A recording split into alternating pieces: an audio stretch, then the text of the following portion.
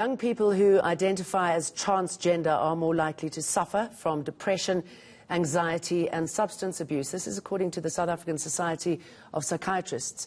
The organisation says transgender people are often misunderstood and they become victims of discrimination and bullying. Let's discuss this more with psychiatrist Gerhard Grobler. Gerhard, very good morning to you.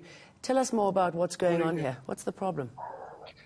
So what we become aware of is that people identifying as transgender or in the LGBT community are often discriminated against and harassed and bullied, and that can lead to a whole range of mental health concerns, such as you've mentioned, depression or anxiety, substance abuse, and also self-harm and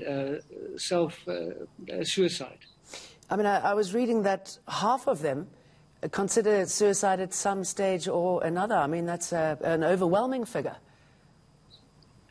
Correctly so. And one of the concerns around that is the social isolation that goes around with, identifying as transgender and then being ostracized from the communities or from families who are not willing to accept this.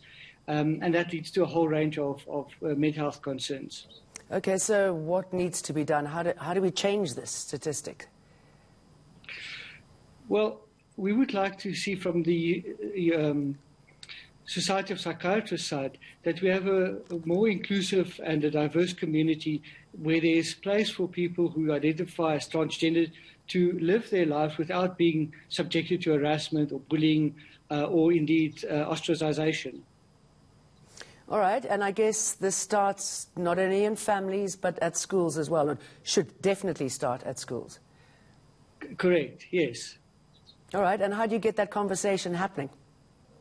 Well, thank you for the opportunity like this, where we can start the conversation and we can also educate the public about the concerns of the transgender community, that we would like also to act as activists on behalf of the transgender community and to really allow people to live their best lives without the fear of being harassed or bullied in some sense. Gerhard, if somebody is being bullied, being harassed at school or the workplace, what should they do?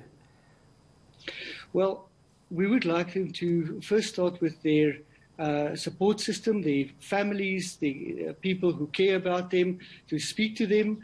And if that then leads to psychiatric or psychological concerns, there's always professional help available where we would like to support people that present with these symptoms.